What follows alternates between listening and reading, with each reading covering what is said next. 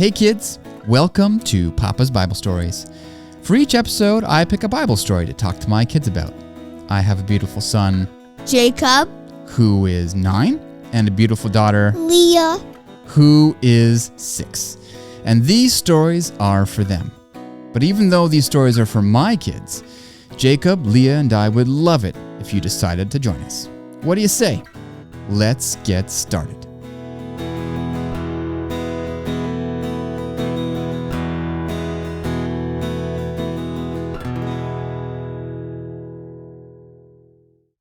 Okay, so today's episode is going to be a bonus episode, and it's going to be a little different. First of all, this episode is not going to be a story like usual. Today, we are going to explore a topic. You see, while there are lots and lots of stories in the Bible isn't just stories. Lots of things in the Bible are more like topics or ideas. And sometimes in order to understand a story properly, we need to understand a topic first, which is the reason for today's bonus episode. Second of all, for this particular topic, someone is going to help me. A special guest, a very special guest, actually. It's someone whom I've known for a very long time now, someone whom I see every day. She's an expert in the topic we're going to be talking about. And more than that, she's the mother of you kidzos. Please allow me to formally introduce you to your very own Mama. Hello, Mama, and welcome to Papa's Bible Stories. Well, hello there, and thank you for having me. All right, Mama. So for today's bonus episode, we want to learn more about a particular topic. You see, in our last episode, God had just given the Israelites the 10 Commandments and the judgments. God had come down on the mountain in fire. The whole mountain was billowing with smoke. There was lightning and thunder, and that's when God gave the Israelites the 10 Commandments and the judgments. Once that had happened, Moses came down the mountain, and they sacrificed some oxen, and they made an official covenant. And as far as we can tell, all that happened in a short time, maybe a day or maybe a little bit more than that. But then, right after that, God calls Moses back up the mountain, and then he's up there talking to God for 40 more days. That's more than a month. And this thing that happened in this 40 days is what we could use your help with, Mama. So, what were Moses and God talking about up there for 40 long days? Well, during those 40 days, God was showing and teaching Moses how to build a tabernacle and all that would be involved in this tabernacle. I see, a tabernacle. Well, that's not a word that we use very often, Mama, tabernacle. So maybe you can help us out here. What is a tabernacle anyway? Well, the word itself means that it's a place to meet or a dwelling place. But specifically here, it was to be a place where God would meet his people and where he would live among them in the middle of the camp. I see. So it's a tabernacle is like a place to meet, if that's what you're saying. Okay, so, but what specifically did God tell Moses about this particular tabernacle? Well, God told Moses a lot of things, but he told him what the tabernacle was supposed to look like. And he did it by showing him a pattern. We don't know exactly how he showed it to Moses, but it was a pattern that had details similar to the drawings that builders use to build things even today. This pattern included measurements, materials that they were supposed to use, and how they were going to gather these materials. Okay, so God was spending some time showing or telling Moses what this tabernacle was specifically supposed to look like. So based on this pattern or this plan that God is showing Moses, what was the tabernacle supposed to look like? Well, since we are talking about it and you can't look at any pictures right now, we're going to work our way from the outside and work our way in. So first, if you were outside, you would be looking at a rectangular white fence all around the outside. And this white fence was made up of linen, which is a type of cloth, and it comes from the flax plant. So it was to be 150 feet long by 75 feet wide. If we were to use something common to compare it to, we could say it was 4 school buses long and 2 school buses wide. It was to be 7.5 feet tall, which is about the height of most doors today. So this is a big fence all around. And on the east end of the fence, there was to be a gate or an entry where it was also had a gate made of linen colored blue, purple, and scarlet. And when you walk through this gate, you entered the first part of the tabernacle called the outer court. And once you were inside the outer court, you would see some furnishings. The first thing you would see would be the altar of burnt sacrifice. This altar was similar to a large square table, about 7.5 feet long by 7.5 feet wide. And it was made of wood, but covered in bronze. And it had horns on each of its corners. And in the middle of the table, instead of it being a table, it was a grate. Maybe something you would see on a barbecue. And this was where sacrifices were to be offered. Now, if you kept walking past the altar of burnt sacrifice, the next thing you would see was something called the laver. And the laver was like a big bowl or basin, and inside the bowl was some water, and it was to be made of a solid piece of bronze. And this was for washing of hands and feet before entering the next part of the tabernacle.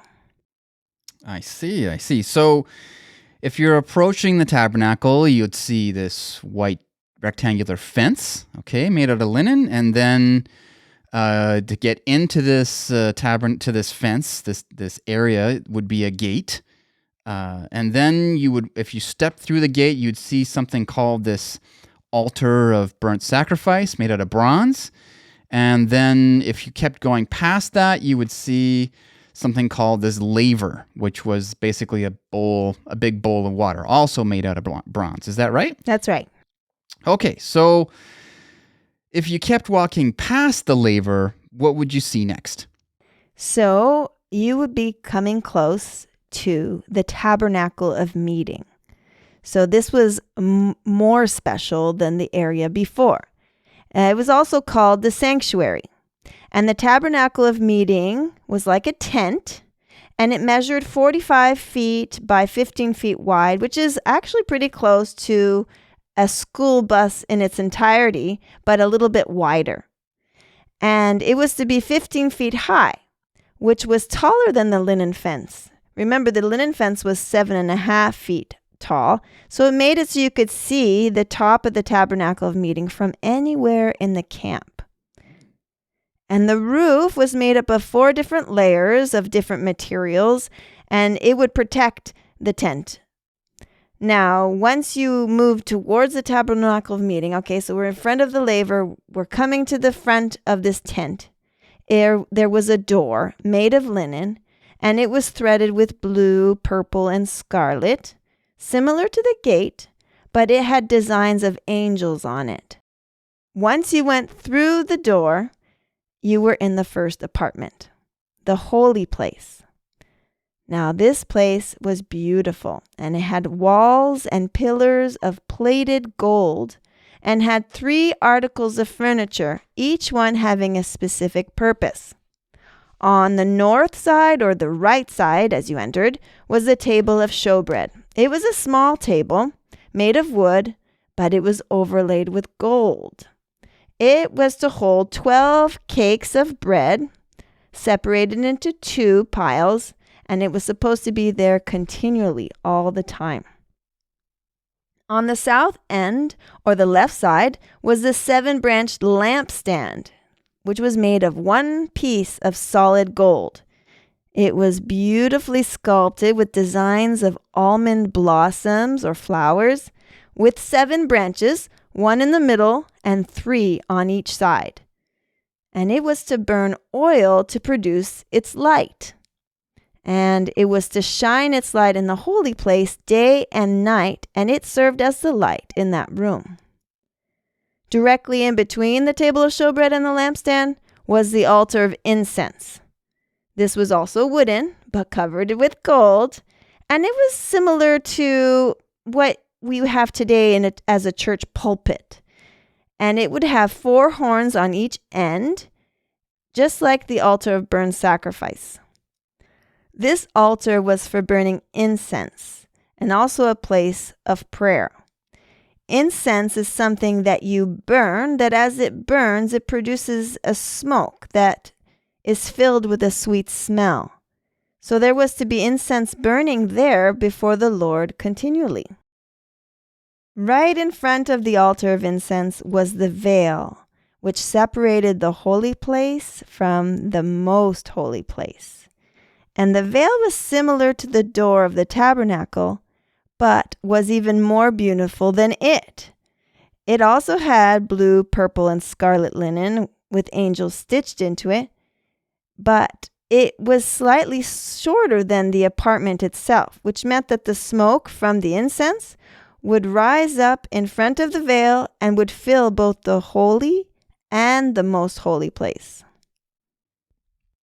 Okay, Mama, so that's quite a lot of information that you just went through with us. So let me just make sure that I understand everything that you're saying here. Sure. Okay, so if you kept walking past the laver, you would see the tabernacle of meeting, basically a tent. That's correct?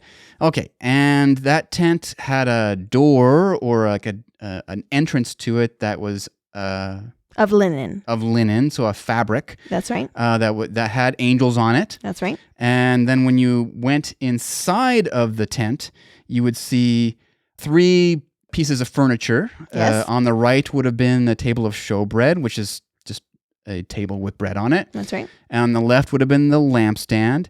And in the center would have been the altar of incense. Is that all right? That's correct. Okay. And all these things inside the tent were made out of gold. Is that right? That's correct. Okay. All right. I think I got it.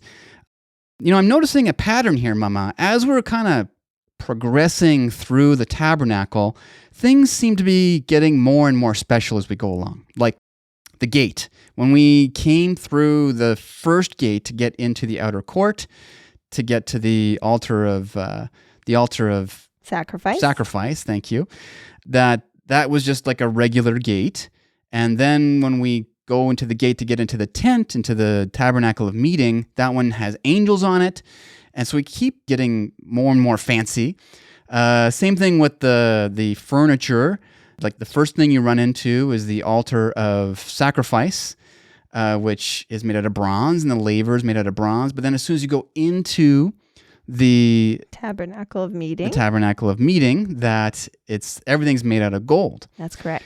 And as you said, the tabernacle of meeting is actually divided into 2 different rooms, the holy place and the most holy place. So it seems like as we're going along, things are getting more and more fancy, more and more special. And we haven't even talked about this last destination in the tent. So tell us, Mama, what is in this most holy place in the tabernacle of meeting? Well, it must be like extra, extra special. I mean, it sounds like it would have been a very beautiful and sacred room because it too had the gold-plated walls and it had only 1 article of furniture inside. And this was the most special article of all of the things that had been leading up to it. It was called the Ark of the Covenant. Okay, so we've heard this word ark before. If the kiddos will remember, we talked about an ark way back when we talked about the story of Noah. Noah and his family and all the animals and birds and insects and all that went into an ark. And the ark is what saved them from the flood. So we learned back then that an ark is something to keep something safe or something to preserve something. So is that what this thing is too, this Ark of the Covenant? Well, this Ark of the Covenant was to preserve something, but it was not a boat. It was a storage chest, and it held something very important inside as well as on top of it. So let's talk about what was on the inside first. Now, you haven't talked about these in your episodes yet, so I'll just mention them. There were to be the 10 commandments on the tablets of stone, which represented the covenant, a bowl with manna, which represented God's providing for Israel, and Aaron's rod that budded. Now, all of these things were stored inside and had a cover. Now, also, this ark wasn't as large as Noah's ark. It was only 3.5 feet long, but it was to be made of wood. This time, this ark was overlaid with gold, just like in the other apartment, both inside and outside. And the cover, or the top of the ark, was called the mercy seat. And it was to be one solid piece of gold that covered the chest and had 2 golden angels carved, one standing on each end, that had 4 wings, 2 of those wings pointing to one another, and 2 of those wings folded down over their body. And those angels were both to be looking down towards the mercy seat. Now, above the mercy seat was the second thing that the ark would hold, and that was where God would dwell. When God was in the most holy place on top of the mercy seat, the light of his presence would light up and reflect on the walls of the most holy place and even into the holy place. What a beautiful scene it must have been. However, is not something that many people would get to see. I see. So, wow, it really does get more and more special as you kind of head through the tabernacle. Because right at the very end of your journey is God himself. That's right. Okay, so that's the tabernacle. And man, that is a lot of detail. And I can really see why it took Moses so long up on the mountain, 40 days to get all that down and write all that down. That's quite a lot.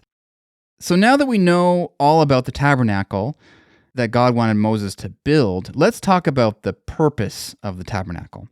Why did God want these things to be built? Were they just supposed to be like a nice place for the Israelites to visit? Maybe like a museum or something like that? Or maybe there was something more to it? There was something more to it. Not only was the tabernacle to be a meeting place with God and the dwelling place for God, but it was to be the place where offerings and sacrifices were offered. Now, back in episode 3, the kiddos learned about how people could make offerings. Back then, God gave Adam and Eve and all their children and descendants this way of saying sorry when they did bad things. And they did this by killing a lamb or a baby goat on an altar and then burning it. And the purpose of this was to show just how horrible sin was and also to give them hope by pointing them to the future where one day someone innocent, just like a lamb, would be sacrificed for all of us and save us.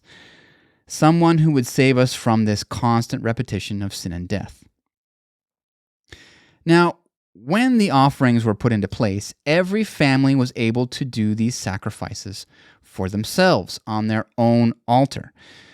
So, Mama, has something changed? Are the sacrifices being moved from the family altar somehow to the tabernacle? Yes, they were. They would still bring an offering to the Lord, but now they were going to bring it to the outer court of the tabernacle. The way in which they were going to be offered was also going to be changed, and there was going to be new services and new offerings made.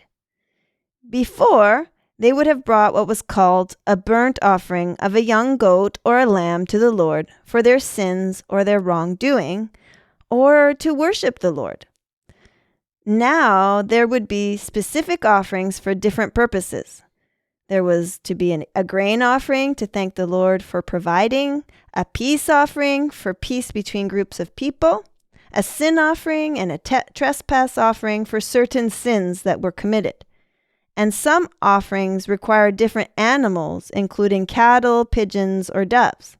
And as you can tell, not all of these offerings were to be animals, but included grain, drink, and oil at times. There were specific instructions given for these offerings, but these were not given in the 40 days on Mount Sinai, but later. So we won't go into all the detail, just to know that there were many changes made. Okay, yeah, that is a lot of changes. So let me ask, Mama, who would be taking care of all these services? Would the heads of the family still be taking care of the sacrifices like before, just not on their own altar? They would be going into the tabernacle? Or was something changing there too?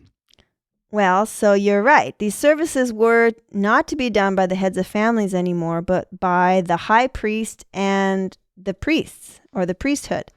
On Mount Sinai, God selected Aaron, Moses' brother, as the first high priest, and his 4 sons, Nadab, Abihu, Eleazar, and Ithamar, as priests, along with this specific tribe. But I won't say who, since I believe you're going to cover that in your next episode. God even told Moses what they were to wear on Mount Sinai. The priests were to wear a robe of white linen, similar to the fence, with a belt around the waist of white linen rope that had the blue, scarlet, and purple on the rope. And they wore a white linen turban or hat. The high priest, on the other hand, had an extra special outfit that only he would wear. And he was to have a few layers. So the first layer was the same as the priest's, a white linen robe. But on top of it was a shorter robe of blue that had little golden bells and shapes of pomegranates, which is a kind of fruit, on the bottom of the skirt. The sound of the bells would remind the people of the high priest at work in the tabernacle. On his chest, there was something that was like an apron called an ephod that was made of gold, blue, purple, scarlet, and white. And it had 2 stones that sat on the shoulders of the high priest. And these stones on the shoulders had the names of the 12 tribes of Israel written on them. Then hanging from these 2 stones was something called a breastplate. This breastplate was a square piece of double-lined fabric that had 12 different stones with the name of a tribe on each stone. And the double-lined fabric created this pocket just behind the stones that would hold another 2 stones, the Urim and the Thummim. These 2 stones, the Urim and the Thummim, would be used sometimes when the high priest needed direction from the Lord. The high priest would ask God a question, he would reach into his pocket behind his breastplate, and if a light started to shine around the Urim, the answer was yes. And if there was a cloud or a shadow on the Thummim, then the answer was no. This was one of the ways God would speak to the high priest. Now, the priest also would have a belt of colors around his waist that had red, blue, and scarlet. And he also wore a white linen turban or hat that had holiness unto the Lord written in gold on his forehead. Wow, now that seems like quite the outfit that these guys were wearing. All kinds of layers and colors and bells and special stones and a hat. Well, only one would wear all those layers, the high priest. Ah, interesting. So let me ask you, Mama, what would these priests be responsible for? Like, what would they be doing in the tabernacle? Well, the priests were responsible for many things, and we can't cover it all. And most of what was given to them as tasks was not given on Mount Sinai. So we'll just go into it briefly here. The priests were responsible for replenishing the bread on the table of showbread in the holy place, and they did that every Sabbath. They were to add oil to the lampstand so that it would not stop shining in the holy place. They would bring incense to the altar of incense, and they did many other things like keep water in the laver and so forth. However, something they did not do was the fire for the altar of burnt sacrifice came directly from the Lord, and it stayed burning continually. The fire for the altar of incense was also to come from the altar of burnt sacrifice, and it was also from the Lord. So the only time any of these items would stop burning was when the camp was moving and the tabernacle was disassembled for carrying, which the priests were responsible for. Yes, and I think that little detail there about where the fire came from for the altar of incense might be important for a future episode. Excellent. Now, the priests took care of two kinds of services. So this is kind of their job. They took care of the daily services, which happened every day, and a yearly service, which happened once a year. The daily service included the 5 offerings we mentioned, the burnt offering, the grain offering, the peace offering, the sin and the trespass offering. And the daily services were to begin and finish with a special burnt offering. Every morning and evening at twilight, there was an offering of an unblemished lamb on the altar of burnt sacrifice. And this was also done with an offering of incense in the holy place at the altar of incense. And both of these were to burn throughout the day and night. And this was a very special time in the camp. It was a time for all Israel to give their heart to the Lord and to worship Him, similar to how we do morning and evening worship as a family. There were no sins put on this lamb because this offering covered the sins of the people that would be placed on the altar for that day. It would also commit the tabernacle to God day and night and make it so that God could dwell among them. So, then the rest of the day, people would bring offerings for sin or for grain or for peace. And the priest would help in that. So, let's say a person would come in to offer for sin. The person would bring a lamb or a goat or other animals as instructed by the Lord, and they would place their hands on the forehead of the animal and confess their sin. Then they would kill the animal, but it was the priest who would take the animal from there to the altar of burnt sacrifice and would also collect the blood of the animal. And this blood would be sprinkled in various parts of the tabernacle, including around the altar of burnt sacrifice, the horns on the altar of incense in the holy place, or the veil in between the holy place and the most holy place. And this was to represent the sins of the people being placed or given to the tabernacle. Now, as all of the burnt and sin offerings were being made every day, the blood from all the animals kept being sprinkled inside the holy place, which meant that the sin kept on building up in the tabernacle. And to deal with all this sin, that's what the yearly service was for. And this yearly service was called the Day of Atonement. Or you can think of it as at one-ment, where God wanted to be one with His people. On this day, there was a special service where, while all the Israelites were prayerfully thinking about what was going on in the tabernacle, the high priest would go into the most holy place. This was the only time that anyone ever went into the most holy place, this one day a year. And he would take all the sins that had built up in the tabernacle and he would place them on a special goat. And then that goat was sent alone into the wilderness. Now, there's a lot more to this service than that, but you should know that this service, the Day of Atonement, had a lot of meaning and still has a lot of meaning for us today. But maybe we could talk about that in another episode in the future. Maybe we will, Mama. Wow, it does really seem like the priests took care of a lot. Like there's a lot of different kinds of things going on in the tabernacle. And, so many details about what things were made out of and what things looked like and how big they were or how small they were supposed to be and all these different purposes. It does seem like there's quite a lot of stuff going on in the tabernacle. Okay, so now our last and final question. Why is God going through all this trouble to give them this tabernacle and all these services? When you read about the tabernacle and all the services and all the detailed building instructions and the details about the priests and what they were supposed to wear, there's so many details and so many different things going on. What is the purpose of all this? Why was God going through all this trouble? Well, to put it plainly, sin and God do not go together.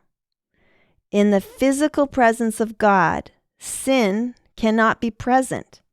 So if God was truly to dwell or live among the Israelites, there needed to be a way for any sin to be separated and covered and eventually removed from the camp. The services of the tabernacle and the ministry of the high priest were designed to do exactly that, and that's what made it so that God could dwell among them.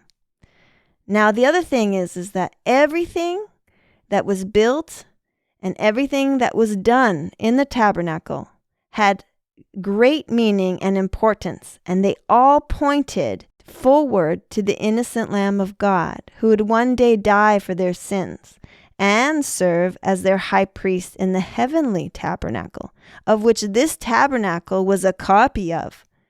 And all of this would happen so that God could one day be fully reunited with his people after sin would be brought to an end.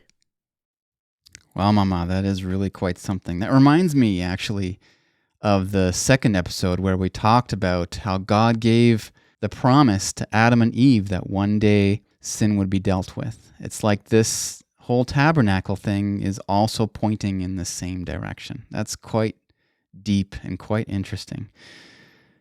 Okay, Mama, that was very, very helpful. And thanks so much for helping Papa out for this little topic here.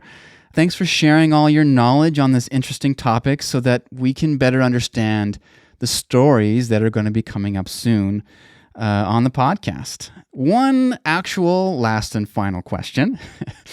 Do you think we're going to see you again, Mama, in a future bonus episode?